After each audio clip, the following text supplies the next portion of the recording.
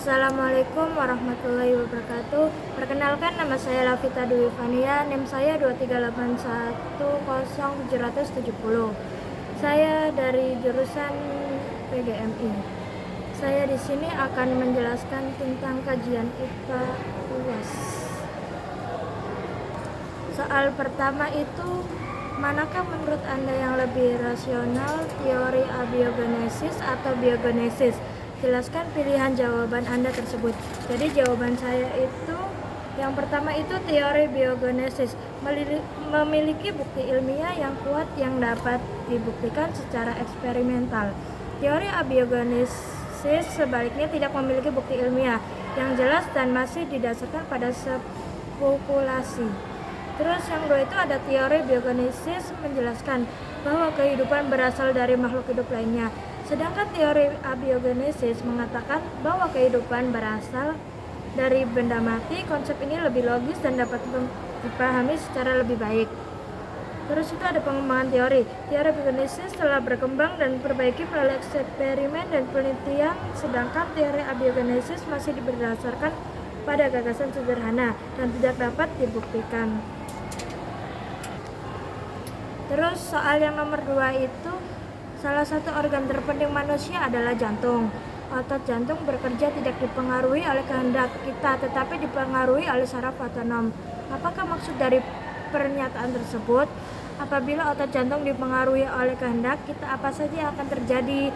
Jadi jawabannya itu saraf otom yang merupakan bagian dari sistem saraf yang mengatur fungsi tubuh secara otomatis, bertanggung jawab atas regulasi otot jantung tanpa kita harus berpikir atau mengendalikannya secara sadar. Terus hal ini dapat menyebabkan gangguan serius dalam fungsi jantung. Kehendak kita tidak seharusnya mempengaruhi kontraksi otot jantung, karena hal tersebut dapat mengganggu ritme jantung yang normal.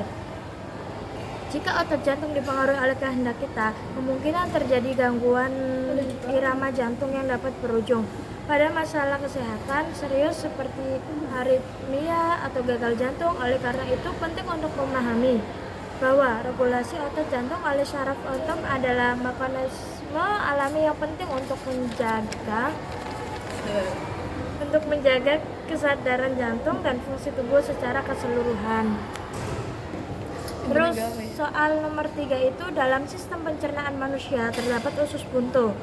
Sebenarnya apakah fungsi dari usus buntu tersebut? Jawabannya itu, usus buntu juga dikenal sebagai appendix, adalah organ kecil yang terletak di pertemuan antara usus halus dan usus besar. Meskipun usus buntu itu dianggap sebagai organ tidak memiliki fungsi yang jelas pada manusia dewasa, namun beberapa teori menyatakan bahwa usus buntu mungkin memiliki peran sebagai bagian dari sistem kekebalan tubuh. Salah satu teori adalah bahwa usus buntu dapat berperan sebagai tempat penyimpanan bakteri, baik yang diperlukan untuk membantu pencernaan. Ketika seseorang mengalami gangguan pencernaan atau infeksi yang menyebabkan gangguan pada flora usus, bakteri baik dari usus buntu dapat membantu dalam proses pemulihan. Meskipun fungsi pasti dari usus buntu masih menjadi subjek penelitian dan perdebatan di kalangan ilmuwan, penting untuk diingat bahwa appendix juga rentan terhadap perlongaan yang disebut appendicitis. Appendicitis adalah kondisi serius di mana usus buntu menjadi merandang dan memerlukan perawatan medis segera, termasuk kemungkinan pengangkatan appendikis melalui operasi. Soal nomor 4 itu, tentu kita saling asing dengan tumbuhan kaktus. Bagaimanakah proses fotosintesis pada tumbuhan tersebut? Karena kaktus tidak memiliki daun seperti pada tumbuhan pada umumnya. Terus jawabannya itu, proses fotosintesis pada tumbuhan kaktus itu terjadi dengan cara yang berbeda dari tumbuhan lain.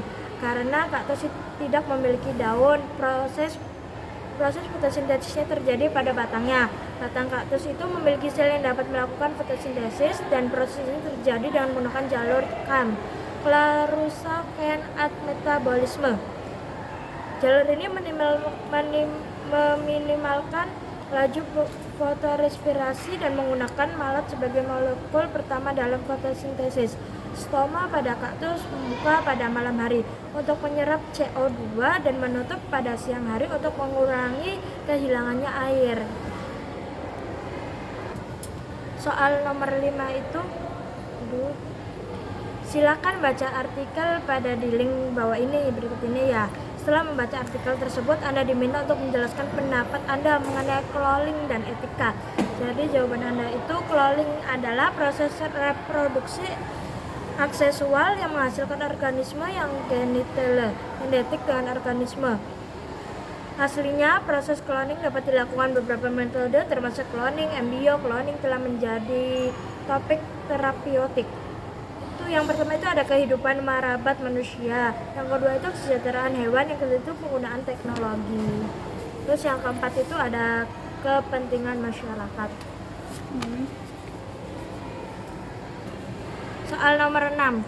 Di beberapa daerah terdapat satuan tidak baku seperti jengkal, hasta, depa, kaki, jempol, lengan, dan lainnya. Jelaskan mengapa satuan-satuan tersebut dikatakan tidak baku dan apa akibatnya jika dipergunakan. Jadi jawabannya itu satuan-satuan tidak baku itu seperti jengkal, hasta, depa, kaki, dan jempol, dan lengan dikatakan tidak baku karena mereka tidak memiliki definisi yang jelas dan konsisten. Mereka digunakan secara lokal dan tidak dipertahankan secara nasional.